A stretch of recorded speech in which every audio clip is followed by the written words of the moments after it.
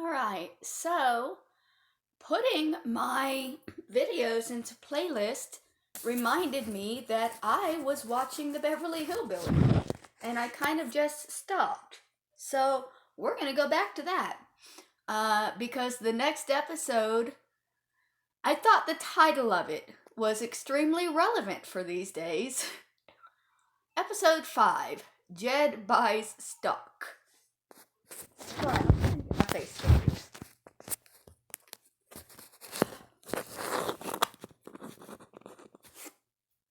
Well, technical difficulties. We'll just get into it. But the theme song is copyrighted, so we gotta sing that ourselves. Come listen to my story about a man named Jed, a poor mountaineer bear that kept his family fed. And then one day he was shooting out some food, and up through the ground came a bubbling crude oil, that is, black gold, Texas tea. Well, the next thing you know, old Jed's a millionaire. The kin folks said, Jed, move away from there. They said, California is the place you ought to be. So they loaded up the truck and they moved to Beverly Hills, that is. Swimming pools, movie stars. Sorry. As soon as the music is over, we'll get into the sound. There's actually a longer version too. There's an end song too, which is, I don't remember it. I'll sing it at the end though. Doo-doo. There you go. I was waiting for the last doot-doot. All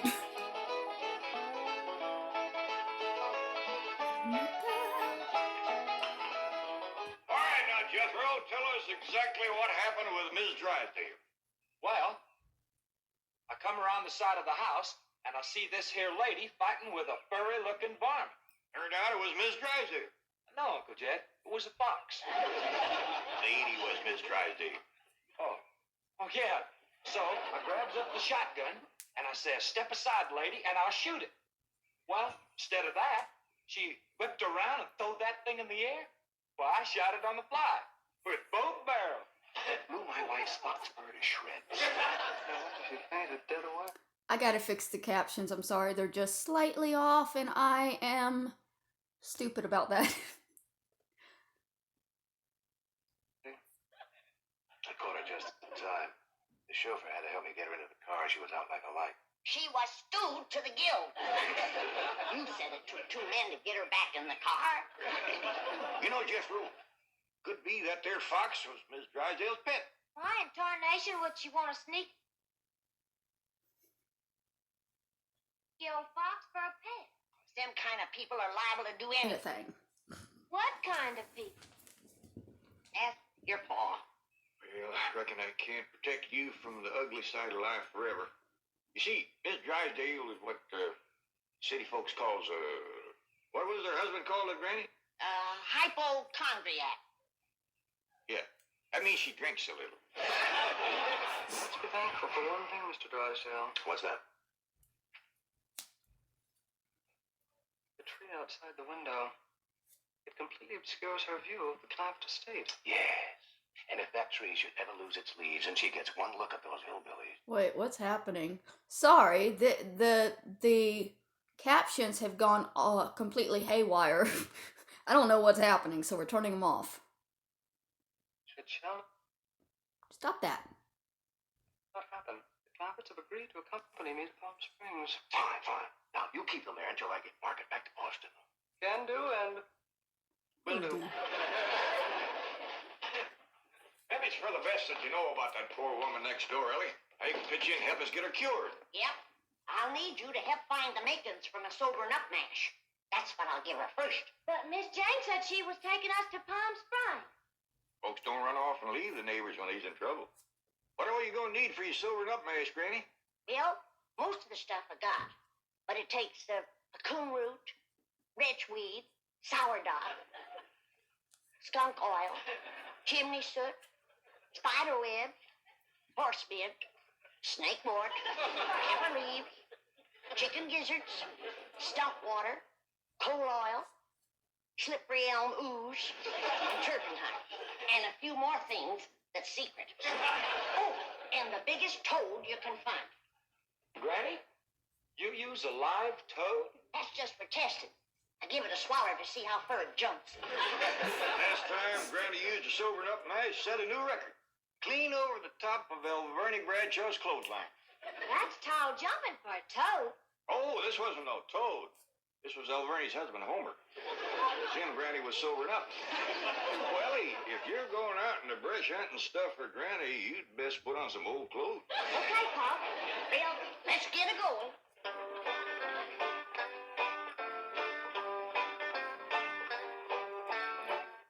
Oh, I pert near forgot. I have to have some goat's milk. After Mrs. Drysdale takes my sobering up mash, she has to have fresh goat's milk every half hour to stop the burning. Well, I reckon Jethro could borrow some. Well-to-do neighborhood like this, folks is bound to keep goat. Everybody except us. We ain't even got a cow. Or pigs neither. You're chickens. We ain't even got nothing to pull a plow. You're supposed to be so dad blame rich. I'll bet we're the only family in Beverly Hills that ain't got a mule. Pathetic. I reckon it is high time I was stocking this place. Even Mr. Drysdale's been after me to buy some cattle. Well, good for him. Yeah, just the other day he says to me, Mr. Clampett, you got $25 million in cash. You ought to put some of that money into stock. Livestock, that is. Well, we better get busy now if we're gonna find... There goes that music again. Jethro, did you ever find out where that's coming from? No, sir, I didn't. Every time I went to looking for it, somebody always come to the door. This time I'm gonna find it for sure. Yeah, good hunting. Me and Granny will be figuring out what stock to buy.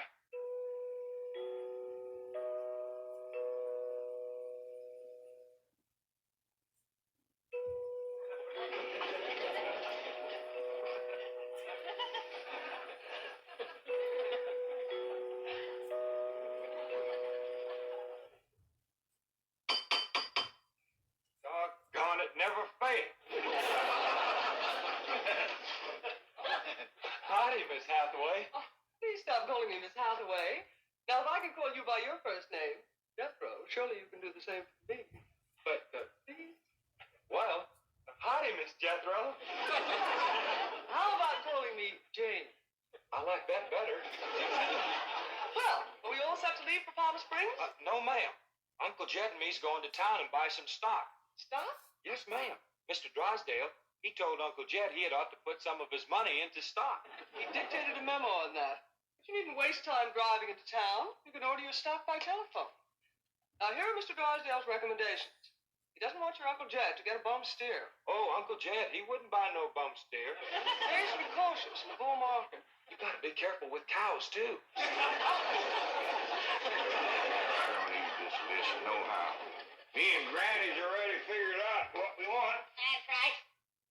Pair of goats, 3 pigs, 4 cows, a bull, a mule, and a dozen chickens. Reckon we get all that on the truck? Don't have to. Miss Hathaway says just call on the telephone and they bring them out. Oh, now, ain't that nice? Hello? Jed, I watched that banker fella.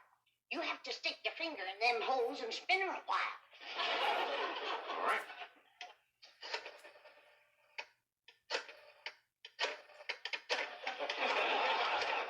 Reckon that ought to do it.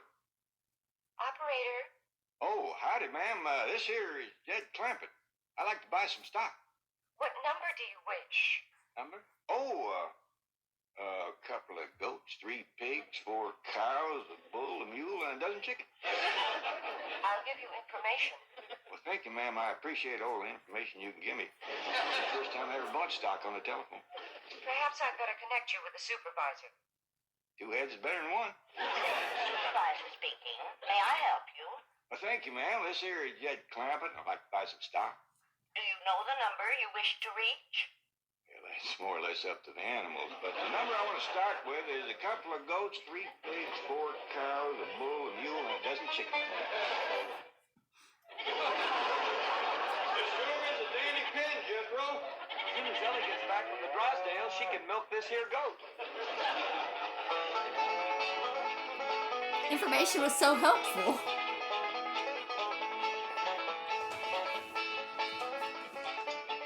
Mr. Drysdale sure has got a nice house, ain't he, Granny? Yep. Nice house, nice car, nice job. But the evil of drink has sure laid a heavy hand on his heart. Never forget, Ellie, drinking is a curse. You take a drink now and then, Granny. Never more than a thimbleful.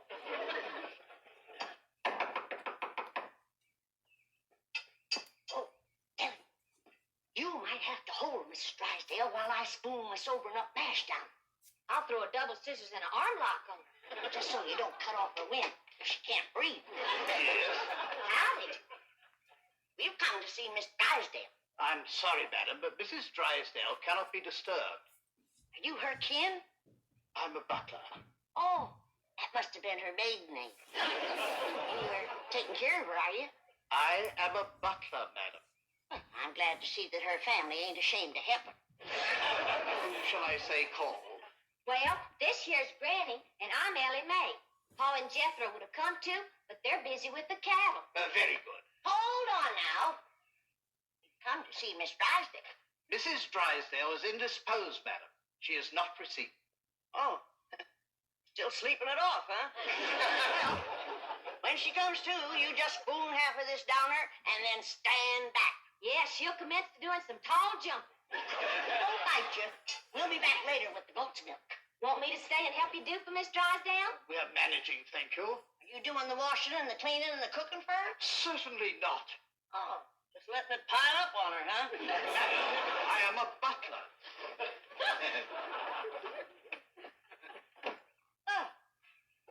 Want me to haul him out of there, Randy, and wrestle him down? Kin folks have certain rights. Family comes first. He sure is proud of that family name, ain't he? Yeah. You hear him talk, the butlers don't get wet when it rains. Did you say something, dear? Speak up, dear. Did I get you something? Come in. Beg your pardon, sir. The butler said some people from a ranch brought this for Madame. From a ranch? Well, he said they mentioned cattle. They call themselves Granny and Ellie Mae. The Clampetts, they haven't gone to Palm Springs. Come on, Jethro, get him in through that gate. That's the way. Suey, Suey, Suey, Suey. Sweet, sweet. Get in there, Big. Get in, Big. Come on. Get Big, Big. That's the way. Suey. No, surely not. Marie, tell me I'm hearing things. You're hearing things, sir. Cows, chickens, pigs, goats. No.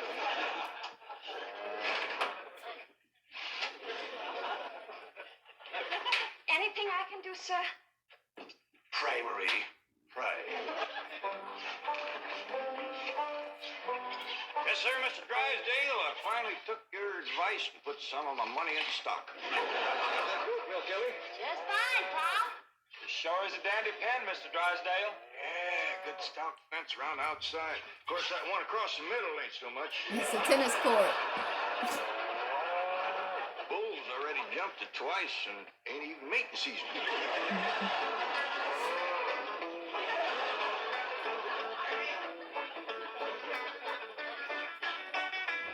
Got ourselves some mighty fine-looking stock. Of course, they need a little fattening up. Mr. Drysdale happy to see him? Granny, he was so happy he couldn't talk. He just kind of hung on the fence and made little gurgling noises in his throat. Well, that poor man has some joy coming to him. I'm glad to be able to help him to forget his trouble for a spell. I wonder if they're going to explain to him Oh, good, Ellie. Now you what run that stock right over to is. Mrs. Drysdale. That sobering up mash smarts considerable unless you follow it up with fresh goat's milk. Ellie, Mr. Drysdale ever find his tongue? Yeah, Paul. Whilst I was milking the goat, I heard him kind of mumbling like he was giving thanks. He says, "Oh, what have I done to deserve this?" Lord love him. Ain't that pitiful? Hurry, child, now hurry. You know, Granny, it gives a person a mighty good feeling to help a neighbor. You betcha. And he needs us. Because his wife's kin ain't no help. Who's that? That high and mighty Mr. Butler last year came to the door when Ellie and me took the mash over. Wouldn't let us see Miss Drysdale. Now, you can't hardly blame him for not wanting folks to see it. Uncle Jed, the bull jumped that little fence again, so I tied him back over on his side. Where's Mr. Drysdale? I asked him to come in for some coffee. It was the funniest thing what happened to him. You know how he was hanging on the fence of the stock pen, kind of gurgling and mumbling happy-like? Yeah. Well, all of a sudden, he points up towards his house and says, "My wife, that's her window." Then he goes tearing off into the bushes like a bear was after him. She took some mash and he seen her jump. Looks like Ellie's gonna get there with the goat's milk just in time. Oh. Oh, Sonny. Sonny, your mumsy just had the most ghastly dream. I was going to see our new neighbors, the Clampetts, and suddenly this dreadful giant appeared with a huge gun and shot my beautiful fox first. Isn't that the most dreadful? Claude, what are you eating? Oh, did Ravenswood bring my darling boy some nice scotch? Claude. Claude! Marie, come and get Claude. What's the matter, dear? Claude, he's having a seizure or something. Is something wrong? Yes, Marie, open the window. Yes, let's have some fresh air. No. Take Claude to the doctor. I'll get the window.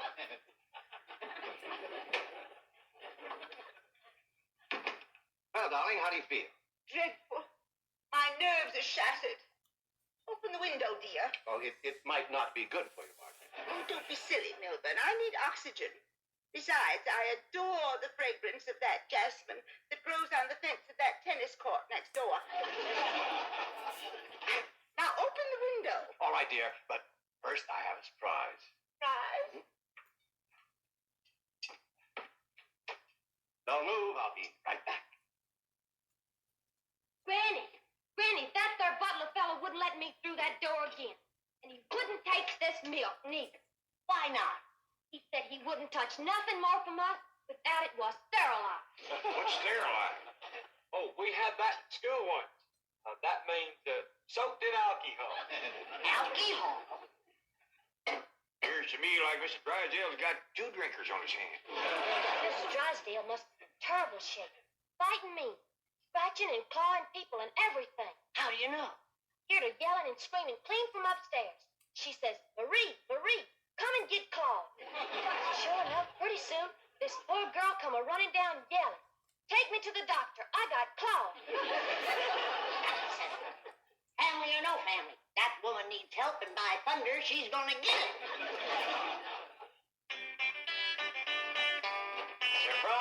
Surprise! Milburn, have you taken leave of your senses? You know I'm much too nervous to watch television.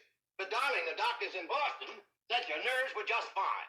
Those Boston doctors. They had the audacity to tell me that I was perfectly healthy. I said, I'm not paying you all that money to tell me I'm healthy. Milburn, I do not want to watch television. Find something wrong, damn it. Just listen. There's an exciting Western on. Weston, Milburn, shut that off and open the window. There we are. Milburn, are you going to open the window or am I? I am, dear.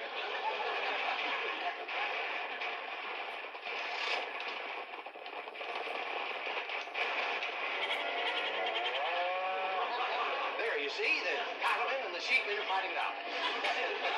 If you won't turn it off, I will. Oh, dear, I do admit that's a very old clock, but I'm sure we can get something better.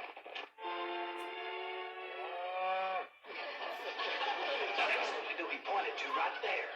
I've got to get some fresh goat's milk up to that woman somewhere. I could shinny up the tree and climb right in that window. Jethro, seems fit for a man to be in a woman's bedroom. How about me? No, Ellie. You're too young to handle somebody wrestling in the grip of old John Barleycorn. I gotta get up there and have a goat handy to milk ever so often. I think I got it figured out, Granny. I'll get a rope, throw it over that limb, hoist you up to the window. Jethro, you get that Mr. Butler away from the front door. Then, Ellie, you take the nanny goat, lead it upstairs to her room for Granny. All right, Pa. But that little goat ain't gonna do nothing unless it's got that little chicken sitting on his back. That's all right. Raw egg ain't gonna do Mrs. Drysdale a bit of harm.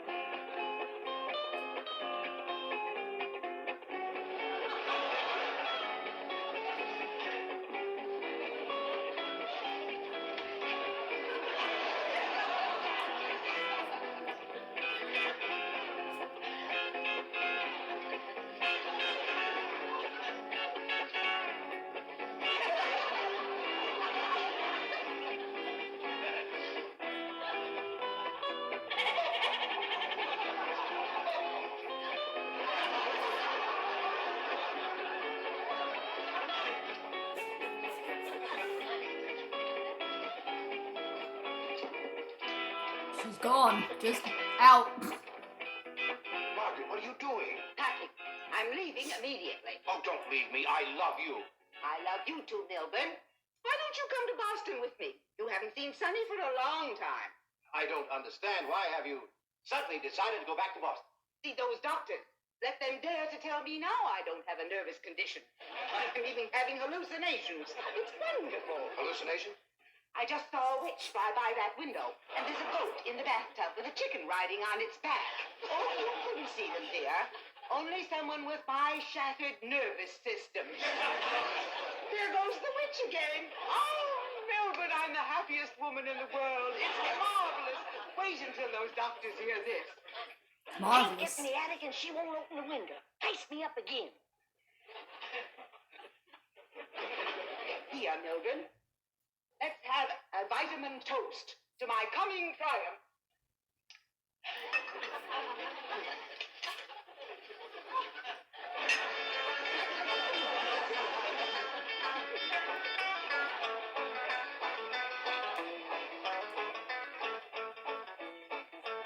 It's too late, Jed. What do you mean, Granny? We didn't get to her in time. Now she's got her husband on the stuff.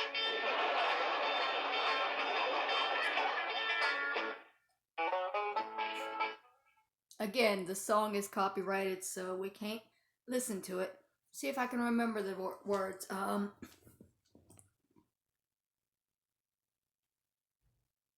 it, I used to know them. Why can I not remember?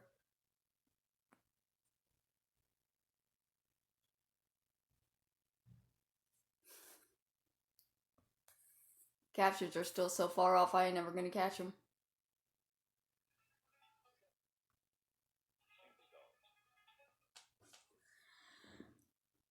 I'm really trying to remember the lyrics. Damn it. I used to know the song too. Anyways, that was the Beverly Hillbillies, episode 5, Jed Buys Stock. We've got 2 more episodes downloaded that I'm going to be watching, so probably later on tonight. I gotta call my group therapy at 1, so bye y'all.